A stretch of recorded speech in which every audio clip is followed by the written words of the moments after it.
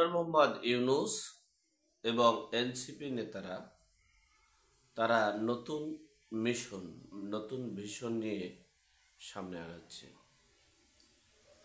তাদের গুরু, তাদের পরিচালক পিনাকি ভট্টাচার্য, ইলিয়াস সাহেব ও কনক সরোয়ার সাহেব,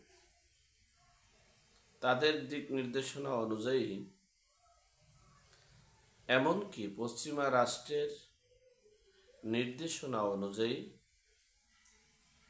রিমোট কন্ট্রোলের মাধ্যমে ডক্টর মোহাম্মদ ইউনূস ও এনসিপি কার্যক্রম করছেন। এই এনসিপি অর্থাৎ জাতীয় নাগরিক পার্টির প্রতিষ্ঠাতা নেতারা তারা একটা বিপ্লবী সরকার গঠন করেছে। আপনারা ইতিমধ্যেই জানতে পেরেছেন যে আমাদের চিফ অ্যাডভাইজার, ইংরেজিটা ভালো বলতে পারি না তো, প্রধান উপদেষ্টা, তিনি বলেছেন আমাকে ছাত্ররা নিয়োগ দিয়েছে, ছাত্ররা যখন আমাকে অপ্রয়োজন মনে করবে আমাকে বিদায় দিয়ে দেবে, অর্থাৎ একটা চাকরি দিয়েছে আর কি। তো তারা বিপ্লব করে সবচেয়ে ক্ষমতাধর সরকার শেখ হাসিনাকে হটাইছে। এরপরে একটা রাজনৈতিক দল করেছে কিংস পার্টি। সেই কিংস পার্টিকে প্রতিষ্ঠিত করতে হলে, কিংস পার্টিকে ক্ষমতায় নিতে হলে কিংস পার্টি এককভাবে নির্বাচন করে বা ঐক্য করে নির্বাচন করেও তারা বিরোধী দলে আসতে পারবে না। আর বিরোধী দলে আসলেও এই এনসিপির মানে নাহিদ ইসলামের সাথে তো আমিরে জামাত যদি জোট করে তাহলে আমিরে জামাতের সাথে জোট করতে হবে। আবার নাহিদ ইসলাম যদি জোট করে তাহলে ইসলামী আন্দোলন চরমনাইয়ের সাথে জোট করতে হবে।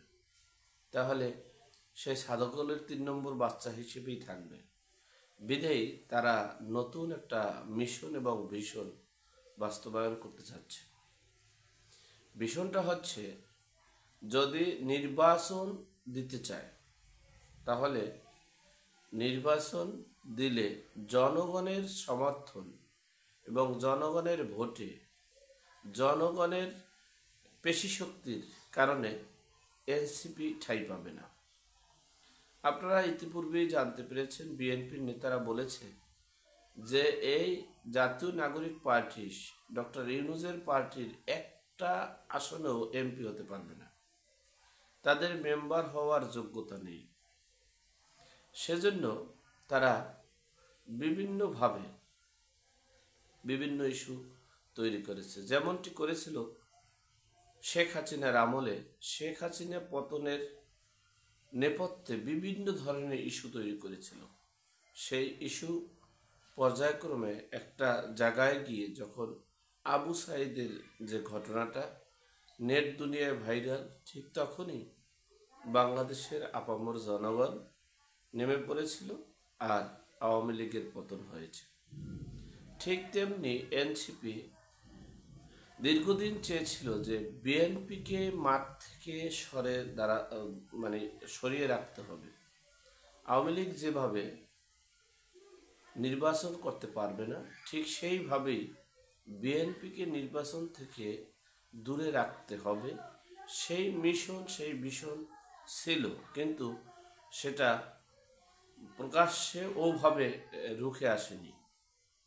এজন্য সৃষ্টিকর্তার প্রকৃতির যে বিধান, সেই বিধান মতে পৃথিবীর সবচেয়ে নগণ্য একটা বর্বরতার নজির করেছেন বিএনপি নেতা মাহিন। তার এই বিএনপি নেতা মাহিনের টর্চার সেলও আছে।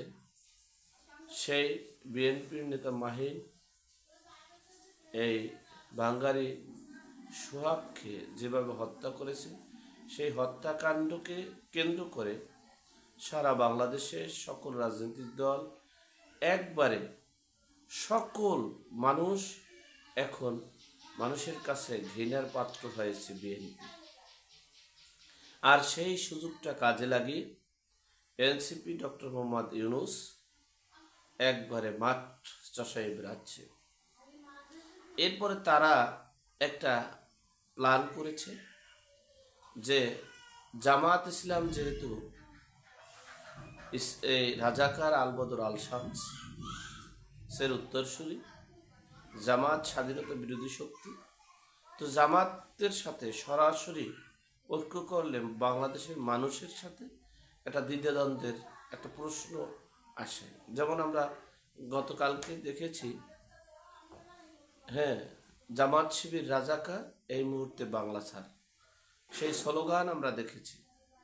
ঠিক সেই মুহূর্তে তারা জামাত শিবির, হেফাজত সহ অন্যান্য দলগুলো তো আছে, কিন্তু তারা প্রকাশ্যে এই মাঠে নামবে, প্রকাশ্যে তারা জোট করেছে ক্লিন ইমেজের লোক, ইসলামী দলগুলো তো আছে।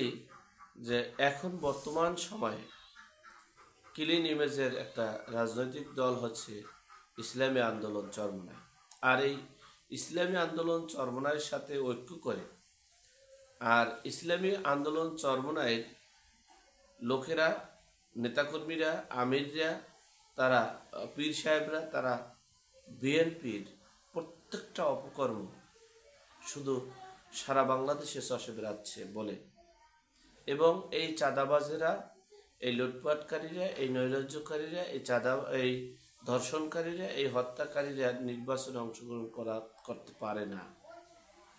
ঠিক সেই চরমনাই পীর সাহেবের সাথে ঐক্য করে মাঠে নামতেছে, এবং আগামী নির্বাচনের এই নিবন্ধন, কারণ হচ্ছে এনসিপি তো যুদ্ধ করে এসেছে, তাদের টার্গেট হচ্ছে বিএনপিকে নির্বাচনের বাহিরে রাখতে পারলেই এনসিপি ক্ষমতায় যাবে, বিরোধী দলে আসবে চরমনাই সমর্থিত ইসলামী দল।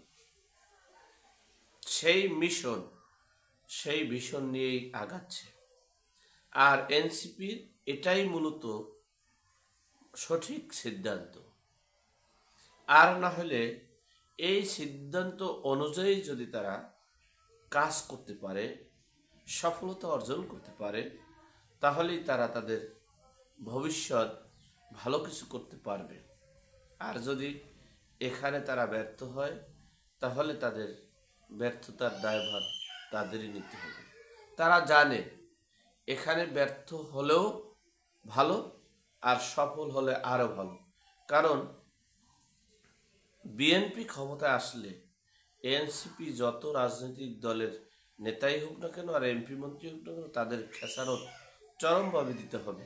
এতে নিশ্চিত, এটা কোনো বিভক্তির কিছু নেই, এটা দ্বিধাদ্বন্দ্বের কিছু নেই। সুতরাং এনসিপি যেভাবে আওয়ামী লীগকে হটাইছে, ঠিক সেভাবেই বিএনপিকে হটিয়ে তারা দেশের শাসনভার ক্ষমতায় নেবে। সেই মিশন বাস্তবায়ন করার লক্ষ্যেই তারা হাঁটছে।